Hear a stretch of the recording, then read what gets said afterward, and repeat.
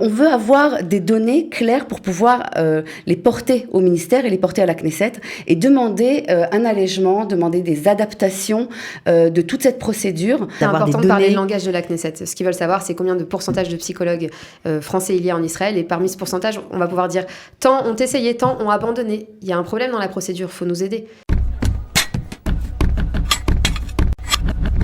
Et aujourd'hui, un sujet important, les psychologues qui arrivent diplômés de France et qui doivent procéder à leur équivalence. Pas toujours évident, loin de là. Pour en parler, nous avons Virginie Zerbib, qui est diplômée de France, qui est neuropsychologue, qui a été maître de conférence à l'université Lyon 2, qui a un doctorat en psychologie des émotions, qui a donné aussi des conférences à Berkeley et également à Genève. Donc, un plaisir de l'accueillir. Bonjour. Bonjour. Ben voilà, on est obligé de préciser à qui on a affaire. Et puis, à vos côtés, c'est Esther Blum, bien sûr qu'on connaît bien, qui est chargée de l'équivalence des diplômes au sein de Qualita, entre autres. Bonjour Esther. Bonjour Cathy. Alors, un sujet très important. C'est vrai que vous en êtes toujours occupée, mais ça va devenir, c'est devenu une priorité pour Qualita. Parce que le constat est un peu dur pour ces psys qui arrivent et qui ont beaucoup de difficultés à faire reconnaître leur diplôme. On en est où aujourd'hui ? Qu'est-ce que doit faire un psychologue aujourd'hui pour tout simplement être psychologue, avoir le droit d'être psychologue en Israël ? Le parcours du combattant. Voilà, c'est dit. On commence par ça. Tout simplement déposer un premier dossier au ministère de l'Éducation, on ne va pas s'attarder là-dessus, déposer un deuxième dossier au ministère de la Santé pour pouvoir être inscrit au registre des psychologues, ce qui est une première étape qui peut être, disons, une formalité dans certains cas, dans d'autres cas qui peut devenir aussi un cauchemar, parce le ministère va regarder le contenu de la formation, va voir si on a assez de points dans tel et tel domaine, et si on n'en a pas assez, le ministère peut demander un complément d'études déjà à cette première étape.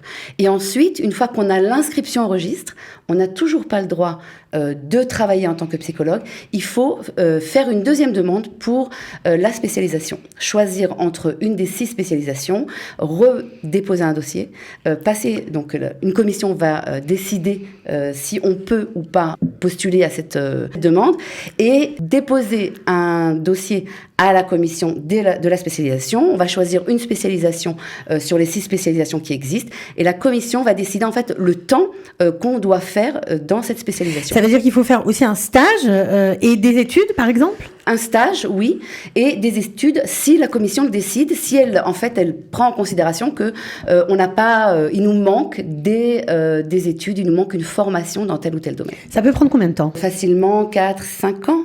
Jusqu'à la fin du processus. Donc 5 ans de spécialisation à mi-temps à peu près ? Moi je parlais de 5 ans si on est, ça veut dire déposer la demande depuis le début. Depuis le début. D'accord. Pour la spécialisation. Mais pour la spécialisation elle-même, on ne sait pas exactement. Disons que ça va dépendre en fait de chaque profil. Si la personne doit faire, 2 ans complets, à savoir donc 4 ans à mi-temps, on prend toujours un petit peu plus de temps. Donc oui, ça peut prendre du temps.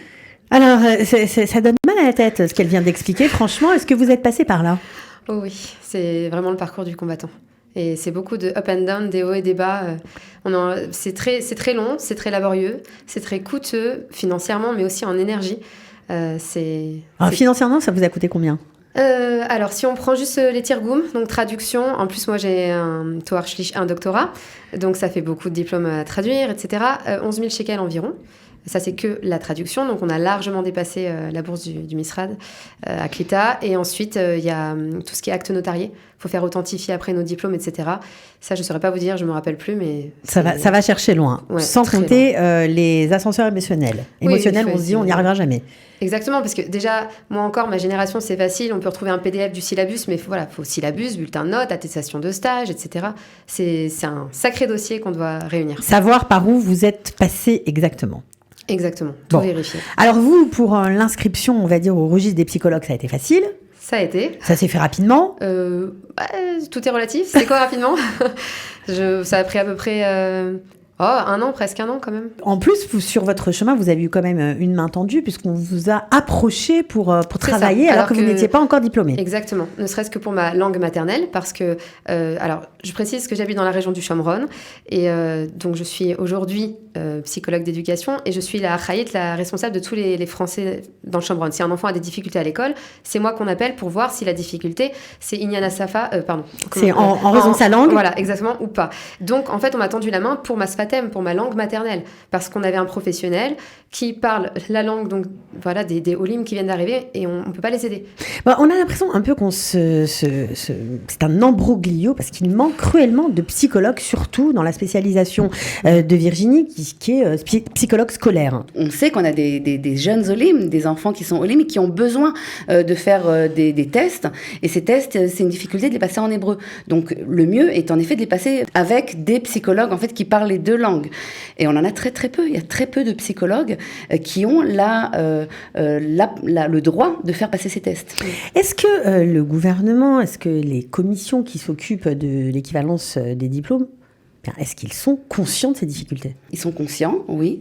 On a justement remis le sujet il y a quelque temps à la Knesset, puisqu'il y avait une commission qui venait discuter d'une décision qui a été prise en 2014, notamment concernant les psychologues, et à ce sujet justement de savoir quels étaient les critères pour pouvoir faire en fait et l'inscription et la spécialisation. Pourquoi les critères manquent de clarté ? Tout à fait.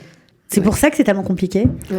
C'est l'un de nos objectifs, d'essayer de faciliter. On va regarder peut-être tout de suite un extrait, parce que vous avez témoigné à la Knesset, évidemment, pour essayer de sensibiliser les politiques et ceux qui s'occupent justement des diplômes pour comprendre quelles sont les difficultés. On va vous écouter tout de suite. אנחנו, הפסיכולוגים הצרפתיים, אנחנו צריכים את עזרתכם כדי להקל התהליך הכרת תעודות שלנו.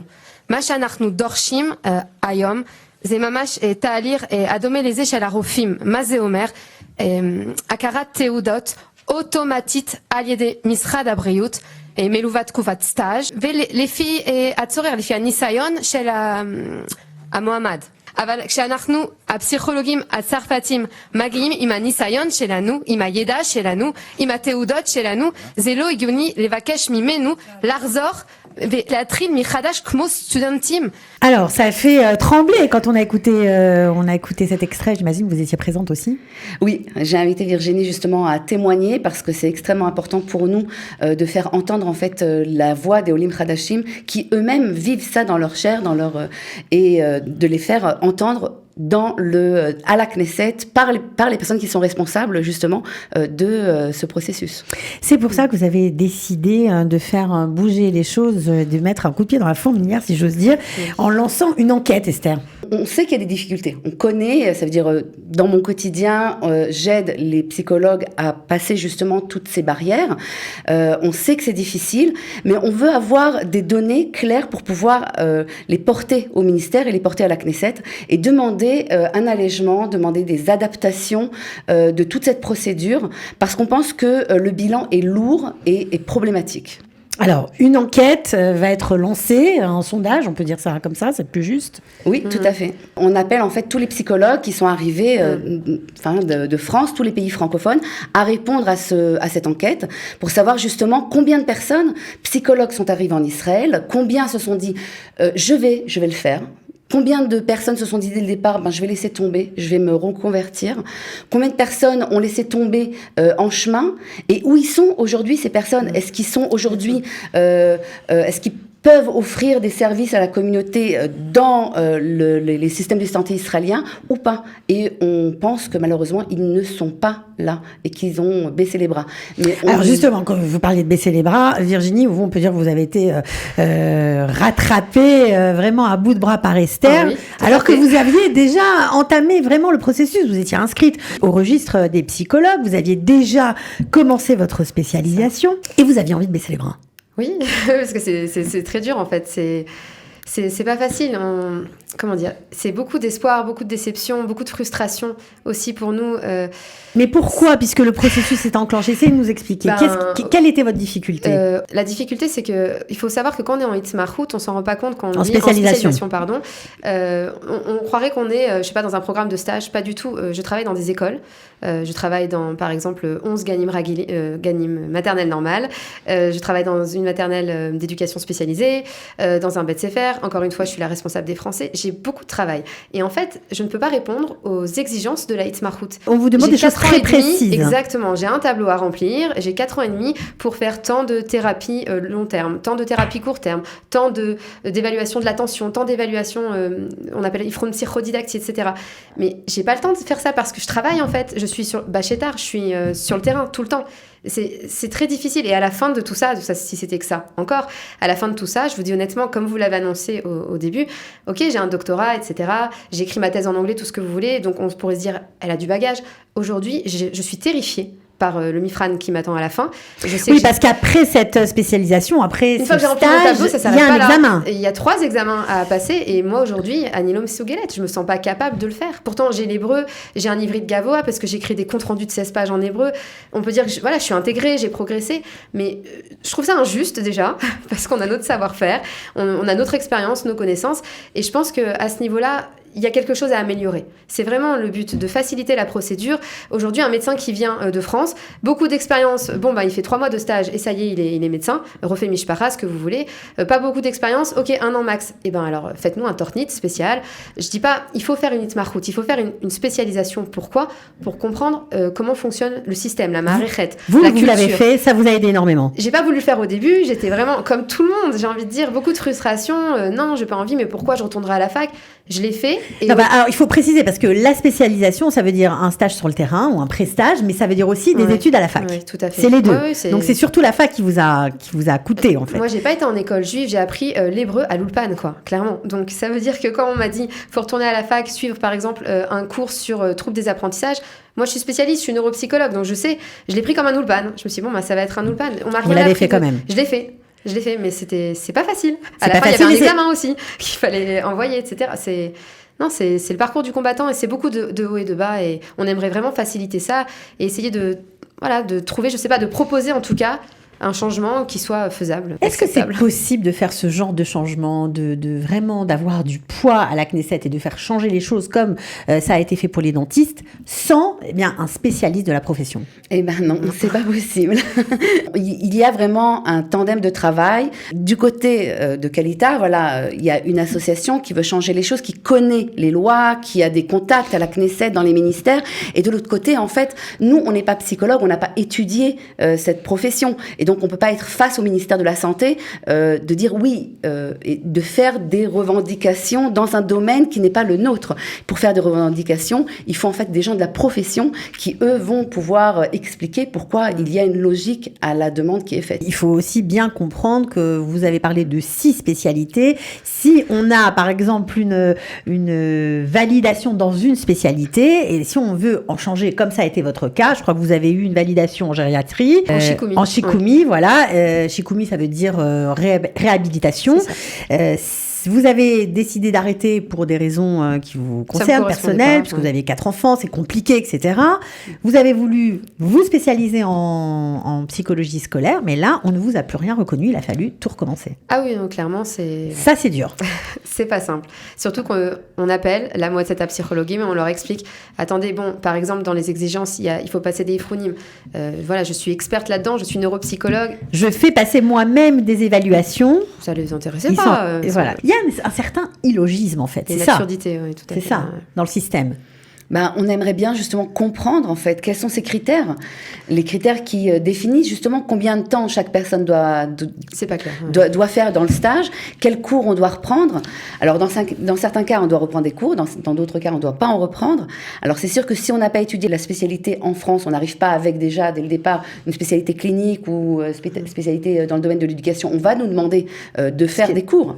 Mais si on fait la même spécialité, des fois on peut aussi nous demander un complément. Donc tout ça n'est pas clair. Donc cette enquête, ce fameux sondage que vous allez tous remplir si vous êtes psychologue et même si vous avez baissé les bras, vous allez le remplir parce que ça va aider d'autres et peut-être que ça vous aidera finalement vous aussi à vous remettre sur les rails et pourquoi pas finalement être psychologue en Israël, c'est ce que je vous souhaite en tout cas, en suivant l'exemple de Virginie ici présente. Donc on remplit le sondage. Vous l'avez fait ensemble ce sondage ? Oui, tout à fait.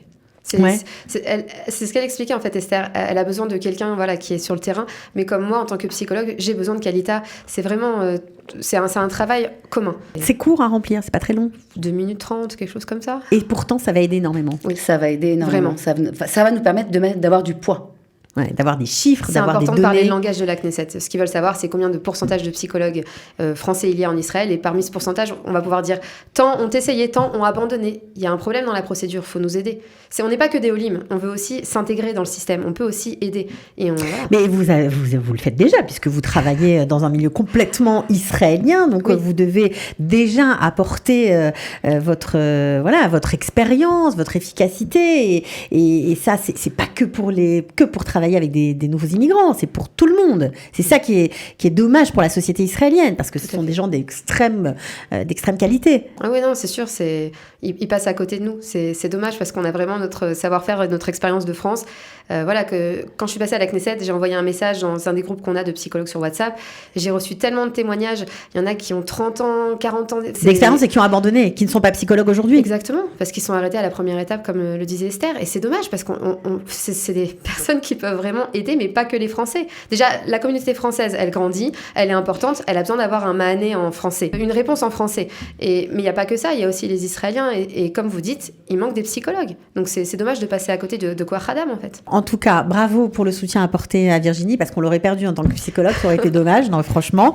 Et puis, j'espère vraiment que tout le monde va remplir, en tout cas, tous ceux qui le peuvent remplir ce formulaire, ce questionnaire, qui va donner du poids aux psychologues de France, et qui va permettre peut-être d'alléger la procédure de reconnaissance des diplômes. C'est tout ce que je vous souhaite. En tout cas, bravo pour le travail à toutes les deux.